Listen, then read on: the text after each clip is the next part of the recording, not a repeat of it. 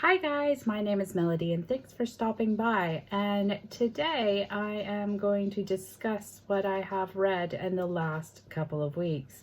Now, the last couple of weeks I have not been reading traditional books as per se, but have been reading classical works for an essay.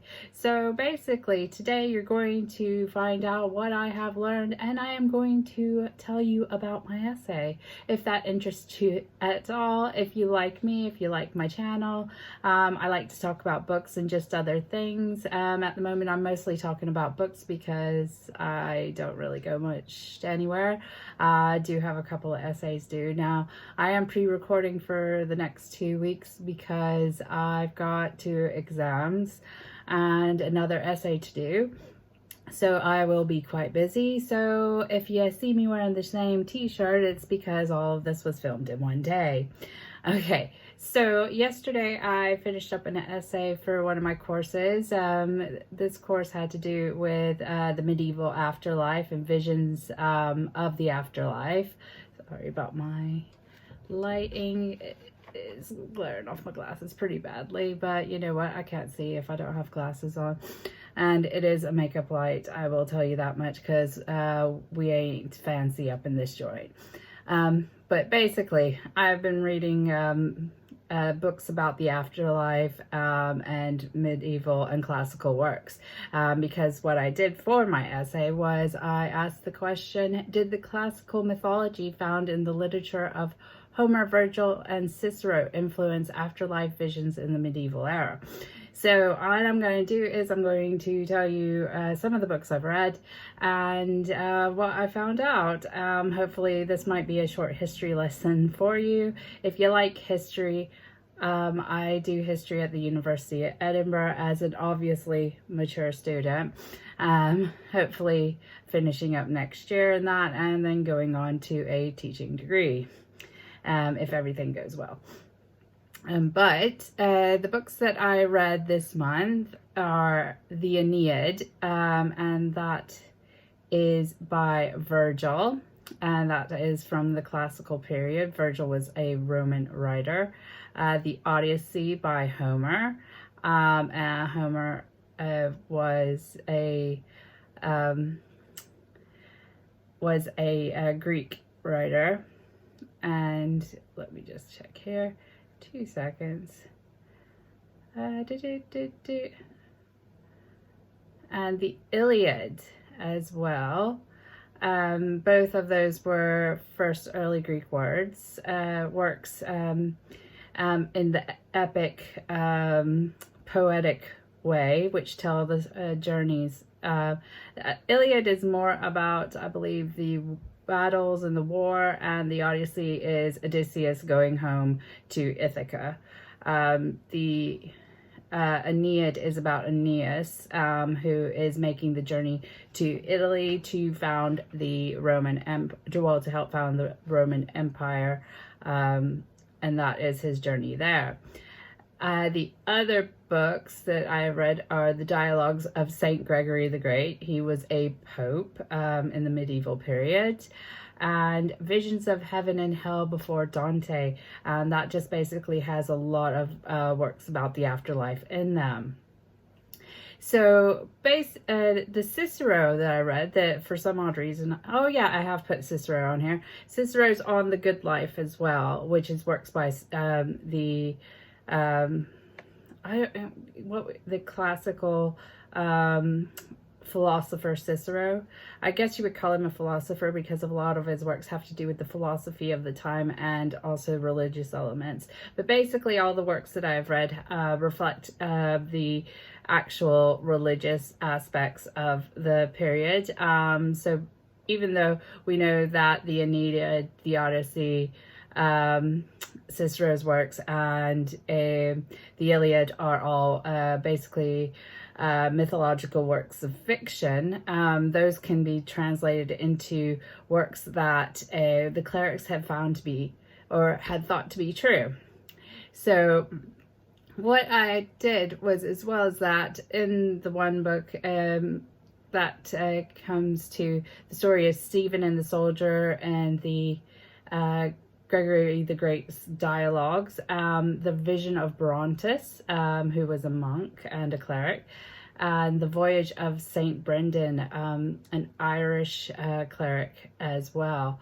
And we've looked at all those because there's basically some common themes that actually run through the general ideas. I'm only briefly going to give you this because I'm not going to go through the whole essay because it's a good 18 pages long, to be honest with you. And at the end, I will be honest, I was done, but it's so interesting to discuss as well. So if you want to discuss some of the ideas in the end, if you want to look at that. So the Odyssey, we'll just like go with the time periods. I'll tell you about the time periods in which each was written. So the Odyssey was written either the late 8th century or early 7th century BCE. And the Aeneid is written between 29 and 19 BCE, whereas the Dream of Sisypho by Cicero, which is the one that we've done, is between 54 and 51 BCE. So all of these that I've chosen actually have aspects where the character visits the afterlife and observes the ways in which the afterlife is run and what they can expect, and learns lessons in regards to how to be a better person and to get into Elysium or heaven, as it is called now in the Christian sense. And so I'm going to go down here and I'll get to the aspects because I don't want to make this video extremely long because it's already going to be a bit longer than my normal videos. So let's just go down here. 2 seconds. I really should just do this here. Okay. Comment today's face. Okay. So the commonality of ideas that are shared between the Greek, Romans, and Christian thought in the Middle Ages are that there is an idea of either heaven or hell, which in the Greek and Roman tradition would be Elysium and Tartarus. There are all similar signs of judgment being held into these different sections of heaven and hell. And the judgments and the whatever serves for this it's torture basically. Can't say less than it's torture. That's the sentence given out for everyone. But the torture is their sins are externalized within this torture. So that's where you get the ripping of people down to hell. And certain aspects. Dante talks a lot about this in his work, and in the Divine Comedy and all that stuff. I think it's the Divine Comedy, but it's the 7 Circles of Hell and that sort of thing. But that's a bit in Dante, and I did not do Dante because that is going down a rabbit hole nobody needs to go down, because that would take ages. Excuse the fly, for goodness sake, it's getting warm outside. Also smells lovely in here because I've got some candle from the Pour Wax Candle Company. Well, wax melt. Oh, it's brilliant. I think it's something about Smurfs. It's blue, but it smells amazing. Anyway, so the ideas of heaven and hell are consistent through all of the literature, with Homer and Virgil's versions being that the afterlife is accessed on Earth, so it's through Earth and things like that. Whereas the heaven of Cicero is completely different. That heaven is actually located above Earth within the universe, and hell and a similar sort of thing to purgatory seems to actually be somewhere near the Earth.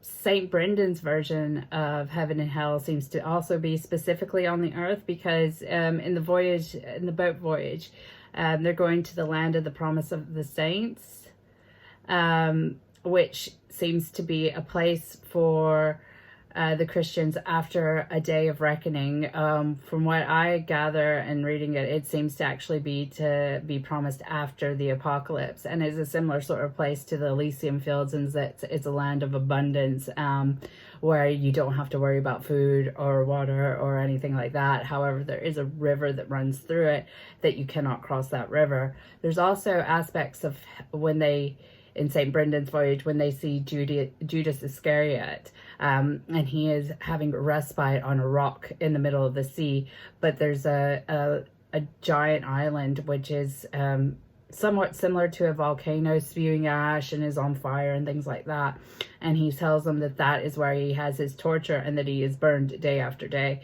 at this place. So it's kind of like the hell on earth sort of situation, whereas there as well as a paradise on earth.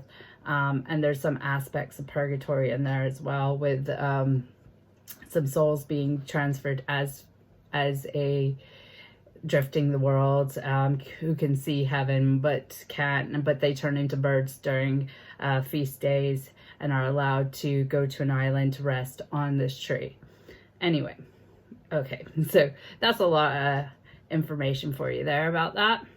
So there is all this, but there's also an aspect to it that, like you said, they externalize afresh. There's also guidance issues, so there's guides in pretty much each of these, whereas they appear to be guides during the whole of the journey, such as like in Homer, Virgil, Cicero, that there's guides all over the place. These guides the purpose of the guides are actually to show them the wrongs of their ways and to show them what heaven could be like, and to actually give them the choice that when they go back to their lives in the daily, that they would change their lives to the better. So this is another aspect of it. There's also an aspect of dream visions. So in Aeneas, he departs through the underworld gate of false dreams. So does that mean that this part of the epic was actually a dream and was not him physically going to the afterlife? We don't know. You can only speculate so much from these things because you can't really ask the writer, to be honest. Whereas Sisyphe's vision is during a dream completely, which then is transferred onto Brontes' vision, which occurs when he is very sick and he is in a coma and he is lifted out of his body. So the dream aspect weaves through the classical and medieval worlds as per se. So I found that was an actual really interesting concept to explore, because there's certain concepts, like I said, that weaves between the classical world and the medieval, because contrary to what some people may think, I don't know how much of medieval history you've done, but the clerics, and especially the places like Rome, Vatican, anywhere where there was a large aspect of copying books and writing, would have access to all the classical works of the time that were available to him. Cicero being quite an influential writer, as they justified the English clerics justified their treatment. Well, English, Norman, whichever one you want to call it, because it's kind of a iffy period at that point, justified their treatment of the Christian Irish to be barbarians based on the works of Cicero, which can be seen in, I believe, who was it? Let me think. Topia Graphica Hibernica, and something else was written by, was it Gerald of Wales? Gerald of Wales writes that, if you want to look into that further. There's some essays and writings on Gerald of Wales. That's a good call for that one. Okay, so Cicero is actually really good for this, because in Cicero's Dream of Sisypho, there's several aspects that translate from the classical world over to the medieval Christian world, or the Christian world in general, because Cicero puts that there, in his dream, that there is an omnipotent God. There's the idea that the body is mortal and the soul is immortal. That you go to heaven, which is this omnipotent God is the creator of the universe and everything. So that's a very important aspect, because as we know, or if you are a Christian or any of the newer religions, you probably do know that Christianity believes in one God. So that's besides some of the mythology that you have read when you were a child, that the Romans didn't all believe that there was many gods, etc., that there could only be one God and things like that. Okay, so yeah, so we've got all of this. So basically what we can tell is that what we know is practically all cultures had this idea of life and death. And that the classical and medieval periods are significant enough to create a more than casual link between the two of both these three works that I chose. Well, 3 works from the classical, 3 works from the medieval, and chosen to compare them both. There is many more works that you can do this to. Stupid fly likes my lights. That you can compare this to. There are other books that I would say, if you want to read more about visions in the medieval period, Visions of Heaven and Hell before Dante is a good start to the visions that they've put. The only aspect between the classical and the medieval that is the major aspect is that in the classical, this literature is basically a mythological, not considered to be 100% true, whereas in the medieval, these visions of life and death and the afterlife are considered to be true. They are told as fact to deliver to the Christian public, to get them to change their ways or behave in a certain way. So that is the only difference between the two. Like I say, it's not an exhaustive study on this, on medieval history or the afterlife, but I hope this gives you some aspect to what I do and what I learn in university. I could probably discuss this much more in depth in a longer period of time, but because I don't want to run too far, I'm going to leave it there.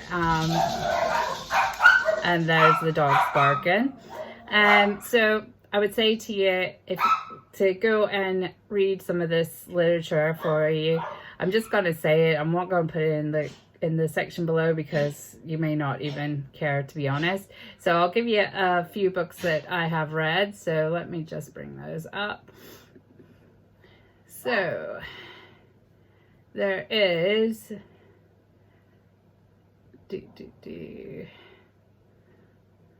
let's just go down here. I'm just going to go ahead and just read read my bibliography, which probably is better. So you've got The Dream of Sisypho, which is on The Good Life. It's selective writings of Cicero. It's edited by Michael Grant. You've got some essays, which is Imagining the Afterlife, and that's in the Oxford Handbook of Ancient Greek Religion. The Voyage of St. Brendan is found in Visions of Heaven and Hell before Dante. Homer, the Iliad of Homer, it is translated from the Greek by Alexander Pope. The Vision of Brontes in Greek, in Christianity and Paganism, the Conversion of Western Europe. The representation of the afterlife from Homer to Dante. Life After Death, a story of the afterlife and religions of the West. Virgil, the Aeneid of Virgil. Visions of Heaven and Hell in the Oxford Handbook of Theology. Did I have that one again? Oh no, that's a different one. and Otherworld Journeys, accounts of near-death experience in medieval and modern times. So I hope you have enjoyed this small insight into what I am learning.